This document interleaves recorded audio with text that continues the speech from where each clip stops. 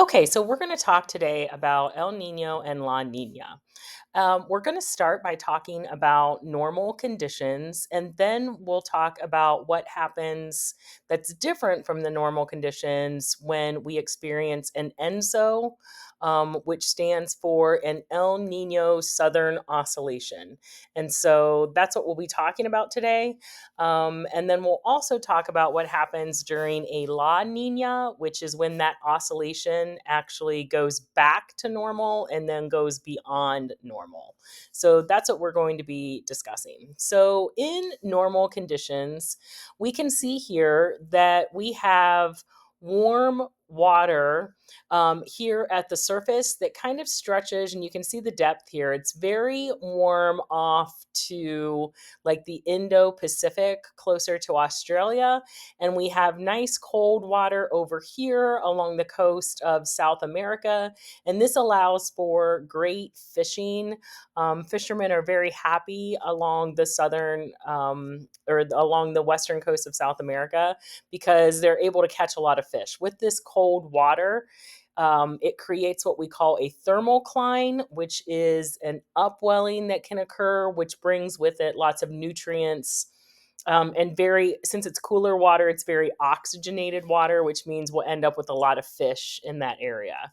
And so, fishermen that make their living off of fishing off of these waters off the coast of South America actually, really count on weather for their livelihoods or count on this weather for their livelihoods.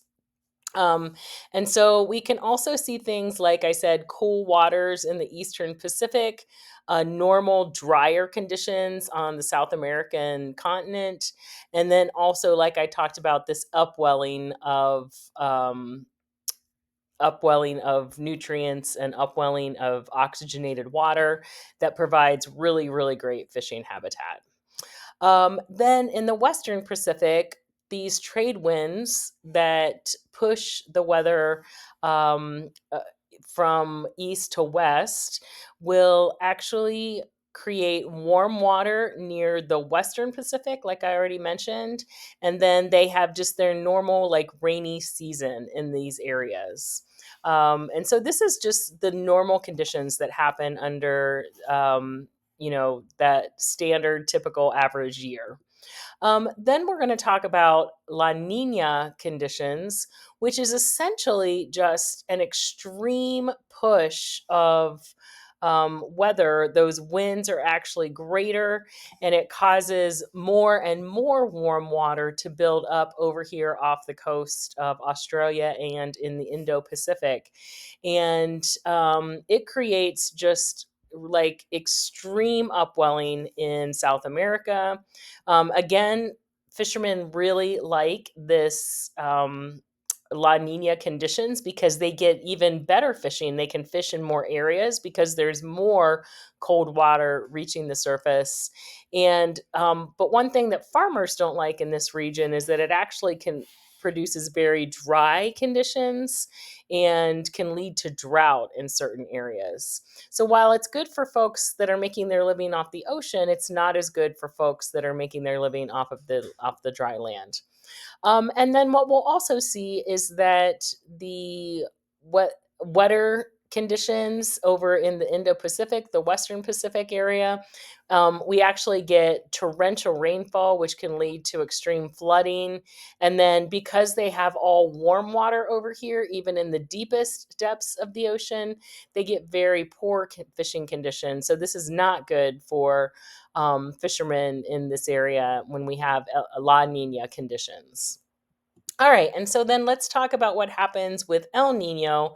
With El Nino, what you'll see is that this warm water is actually the winds actually really die down, and this allows the ocean currents to flow in an exaggerated way towards the towards the east. And so we end up with very warm water even along South America where we generally have cooler water. And so this is a situation where fishermen really do not like these conditions. During El Nino, we have a lot of really poor fishing in this area because there's not that upwelling. Those nutrients are not coming to the surface. Plus, we end up having very warm water, which means oxygen is not held as well in the water. And so this is a real problem for fishermen. We also end up with, instead of drought now, we end up with exactly the opposite. We end up having extremely wet conditions and flooding, which occurs. And that is a real problem for those folks living in the Eastern Pacific area. And then with the Western Pacific, we get, now they're happier because they can do some deep sea fishing and get a lot of good catch here, because that cool water is all towards the bottom of the ocean, and then they end up with a lot dry, more dry conditions and much less rain. So again, that's not necessarily a good thing for them during these El Nino conditions. So these folks are sad during El Nino conditions, along with these folks having poor fishing.